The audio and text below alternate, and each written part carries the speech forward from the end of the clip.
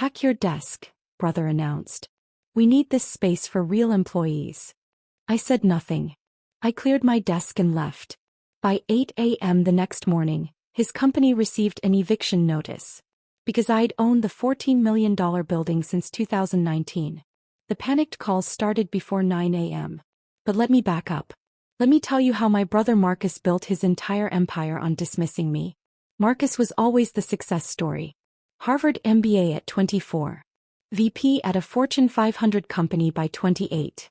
Started his own tech consulting firm Apex Solutions at 30. My parents held him up like a trophy at every family gathering.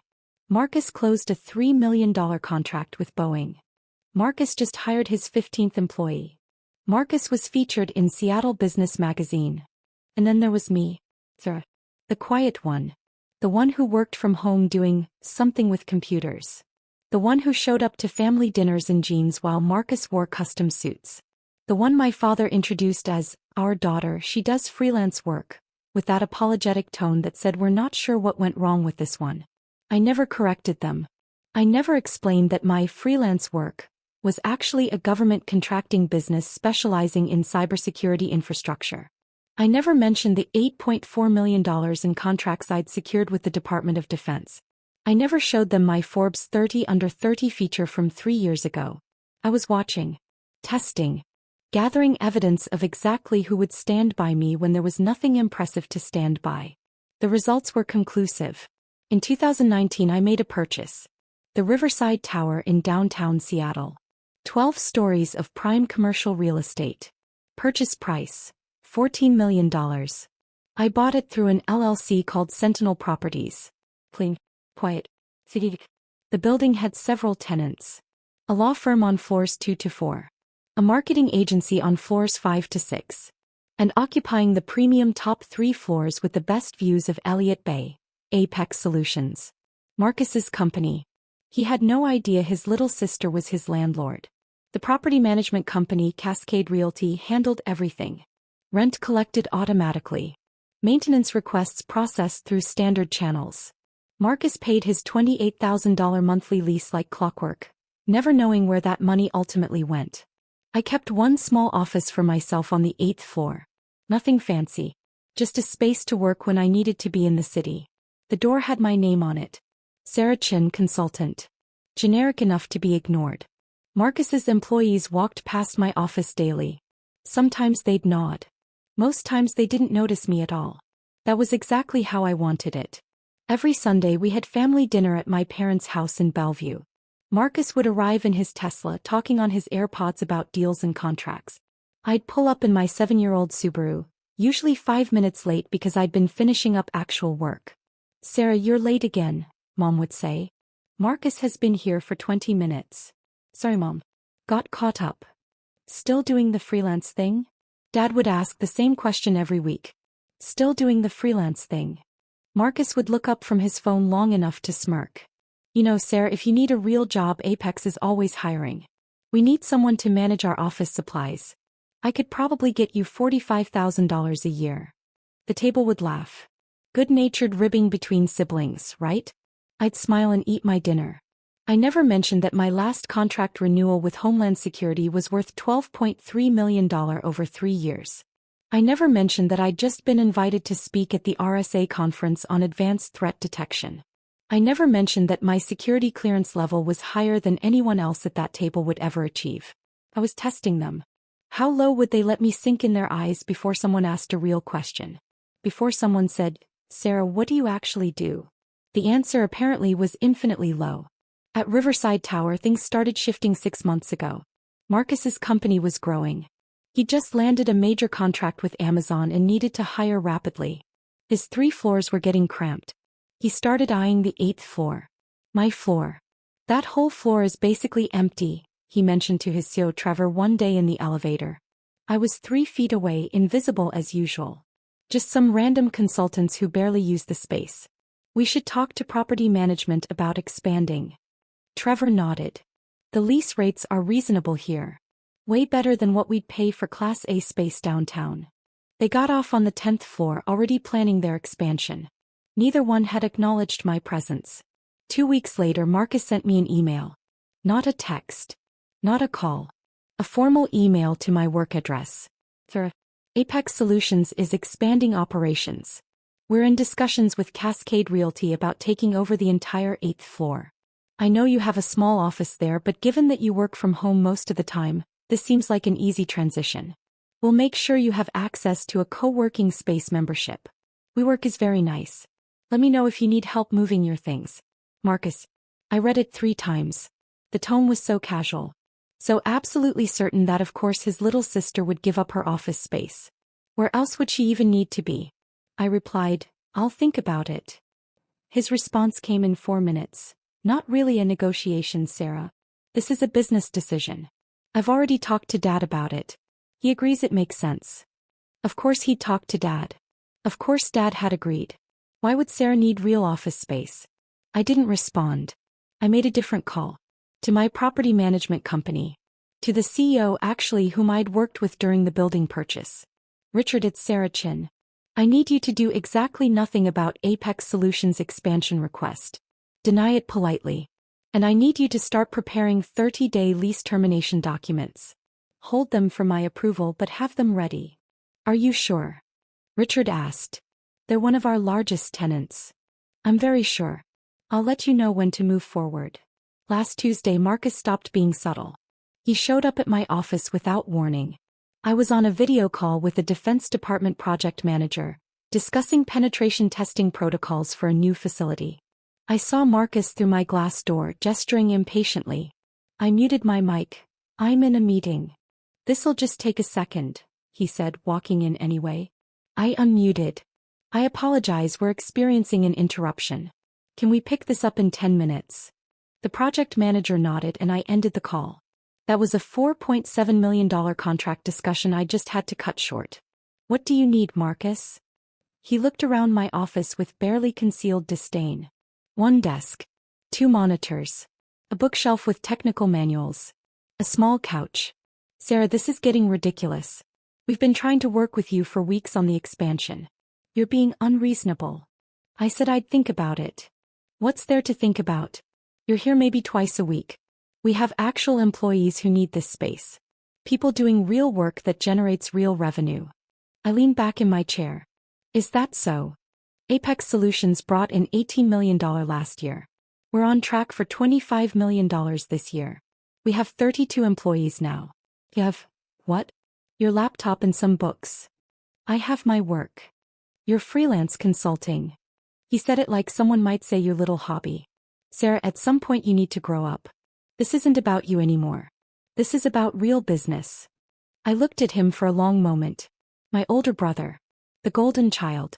Standing in my office in my building telling me about real business. I'll let you know, I said. His jaw tightened. Fine. But I'm moving forward with property management regardless. Dad agrees with me. If you want to make this difficult, we can make it official. He left without closing my door. I sat there in silence for 30 seconds. Then I picked up my phone and called Richard. Send the termination papers. Effective immediately. 30-day notice as required by their lease. Sarah, are you? I'm certain. Send them today. But Marcus wasn't done yet. Friday afternoon Marcus came back. This time he brought Trevor and 2 other executives. They walked into my office like they owned it. Actually, they walked into my office like they were about to. Sarah, we need to talk, Marcus said. I closed my laptop. I'm listening. We've made a decision. Apex is taking over this floor immediately. We're moving our HR department up here next week.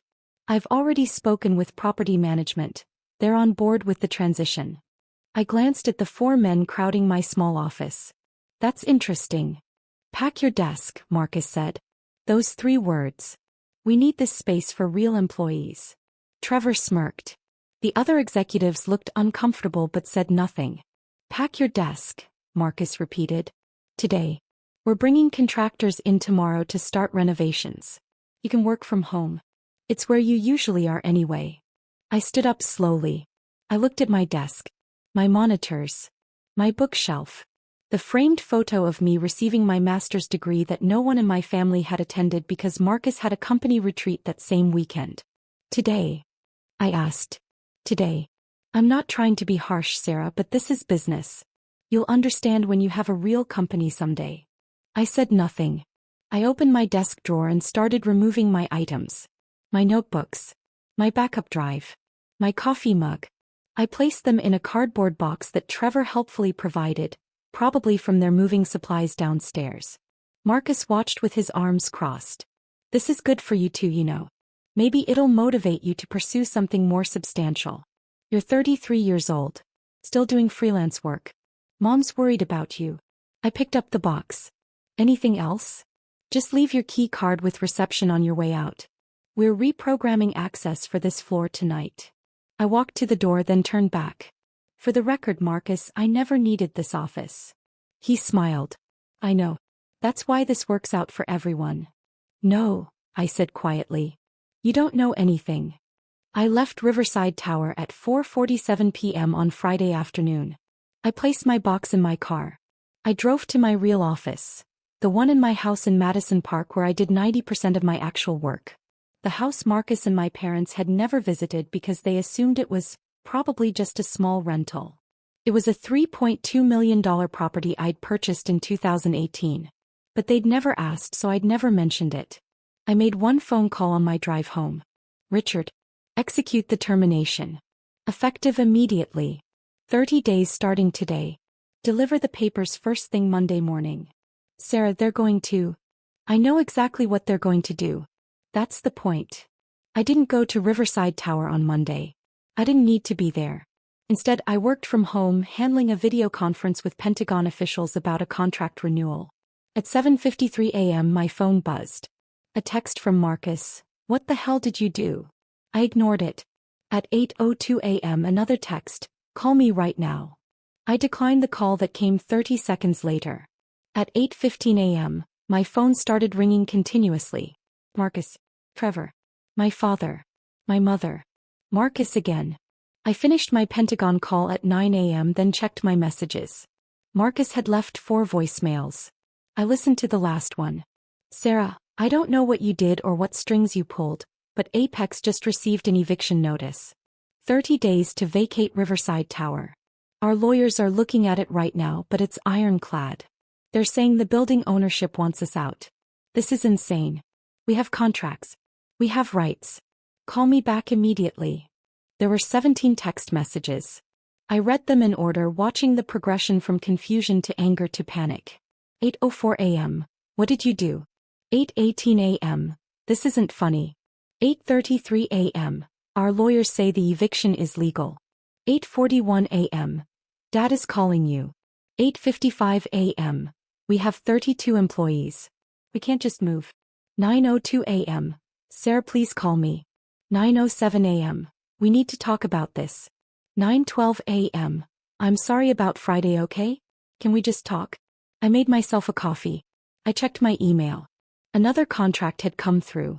The Department of Energy wanted a security audit. Estimated value, $2.8 million. I replied to that first. Then at 9:30 a.m. I called Marcus back. He answered on the first ring. Sarah, thank God. What is happening? Did you talk to property management? Did you file some kind of complaint? No complaint, I said. Just a business decision. What business decision? What are you talking about? I'm talking about Sentinel Properties LLC exercising its right to terminate a lease with proper notice. It's all in the paperwork you received. Silence. Long enough that I thought the call had dropped. Sentinel Properties, he said slowly. The ownership company. Yes. Sarah. His voice had changed completely. Sarah, what are you saying? I'm saying I own Riverside Tower, Marcus. I bought it in 2019 for $14 million. You've been my tenant for 5 years. And now you're not. More silence. That's impossible. You don't have that kind of money. You do freelance consulting.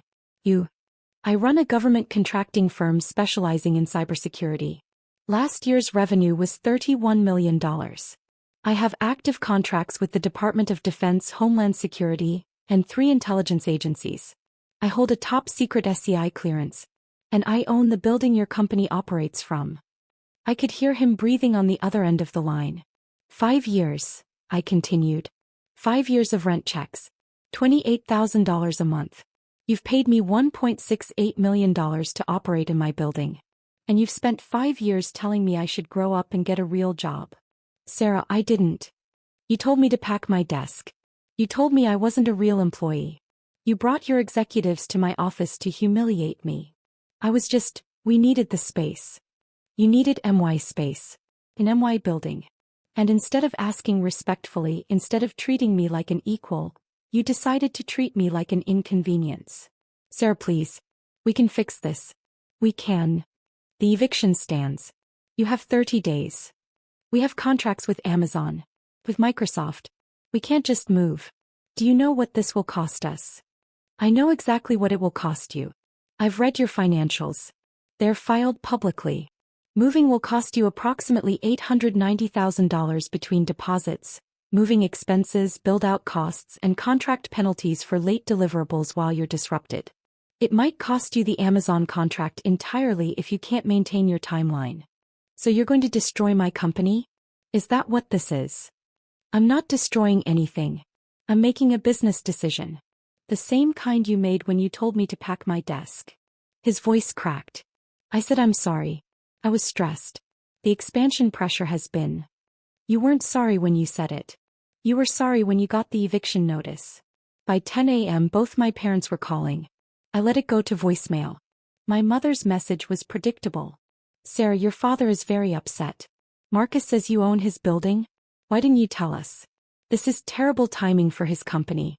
You need to work this out with him. He's your brother. Call me back. Not congratulations on building a successful company. Not we're proud of you. Just you need to work this out with him. My father's voicemail was more direct. Sarah, this is ridiculous. Whatever point you're trying to make, you've made it. Now fix this situation with Marcus. He has employees depending on him. Don't let your feelings about needing an office ruin his business. My feelings about needing an office. That's what they'd reduced it to. I didn't call back. Instead, I forwarded both voicemails to my personal lawyer with a note. For documentation if this escalates. At 11:30 a.m. Marcus called again. This time I answered. I talked to Richard at Cascade Realty, he said. No hello. No preamble. He confirmed everything. You really own the building? Yes. He also said you've been the owner since before we even moved in. We were your tenants from day one. That's correct. And you never said anything. For 5 years. No. Why? Why would you hide something like that? I leaned back in my office chair looking out at Lake Washington. I was conducting an experiment. I wanted to see how my family would treat me when they thought I was failing. When they thought I was just barely getting by with freelance work. When there was nothing impressive to brag about at dinner parties. That's manipulative. Is it? Or is it just removing the performance? I stopped performing success for you. And you showed me exactly who you are when you think someone's beneath you. I never thought you were beneath me. You told me to pack my desk. You offered me a job managing office supplies. You've spent years making jokes about my little laptop business at family dinners. You literally suggested I grow up and pursue something substantial last Friday. He was quiet. For the record, I continued, my company's revenue is substantially higher than Apex Solutions. My contracts are with federal agencies, not regional businesses. My clearance level means I work on projects you'll never even know exist. And I did it all while you and mom and dad assumed I was failing. Sarah. The eviction stands. 30 days. I suggest you start looking at office space in Bellevue. Class B buildings are running about $32 per square foot right now. You'll need about 15,000 square feet for your current team size. Budget around $40,000 per month, plus first month, last month, security deposit and build-out costs. You should also talk to your Amazon contract manager about the potential timeline impact. You're really doing this. I really am. What do you want? Name your price. We'll pay higher rent. There's no price, Marcus. This isn't a negotiation. You made it very clear on Friday that you don't respect me, my work, or my presence. So now you don't get to benefit from my property. Please, Sarah, please. Think about my employees. They didn't do anything to you. Your employees will be fine. They'll move with you to your new location. You'll absorb the cost and recover. Apex will survive. But you'll survive knowing exactly what it cost you to treat your sister like she was worthless. I hung up. By Wednesday, my parents had demanded a family meeting. At their house. Mandatory attendance. I showed up on time. Marcus was already there, looking like he hadn't slept in days. Sarah, my father started, we need to resolve this situation. There's nothing to resolve. Marcus has his eviction notice. He has 27 days remaining. You can't actually expect him to move his entire company.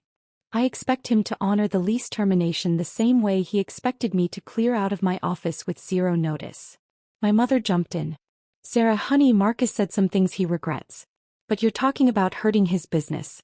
His employees. Their families. I'm talking about enforcing my property rights. Your property rights? My father's voice was rising. Since when do you have $14 million to buy buildings? Since 2019. The money came from my government contracts. The same work you've dismissed as freelance consulting for the past decade. My mother looked confused. What government contracts? I pulled out my phone and opened a folder. Would you like to see? Here's my Forbes 30 Under 30 feature from 2022. Here's my company profile showing $31 million in revenue last year. Here's a photo of me receiving an award from the Secretary of Homeland Security. Here's my LinkedIn showing my actual job title, founder and CEO of Sentinel Cyber Solutions. I handed my phone to my mother. She scrolled through, her face going pale. You've been this successful, and you never told us?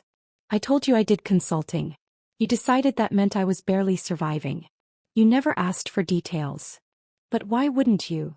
Because I wanted to see who would support me when there was nothing impressive to support. And I got my answer. None of you. Marcus stood up. Sarah, what do you want from me? You want me to grovel? Fine. I'm sorry. I'm sorry I dismissed your work. I'm sorry I didn't respect you. I'm sorry I told you to pack your desk. I'm sorry for every joke, every comment, every time I made you feel small. Please, let us stay. I looked at my brother. The golden child. The Harvard MBA. The one who always had dad's respect and mom's pride. No, I said simply. No. You're not sorry you did it. You're sorry it had consequences. There's a difference. My father slammed his hand on the table. Sarah, enough. This is family. You don't destroy family over hurt feelings. I'm not destroying anything. I'm running my business. Marcus wanted me out of my office for business reasons, remember? This is the same thing. It's not the same at all. You're right. It's not. Because when Marcus told me to leave, I had nowhere else in that building to go.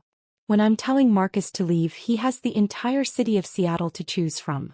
He'll be fine. I stood up. I've spent years at these Sunday dinners listening to Marcus's accomplishments. Listening to you both praise him.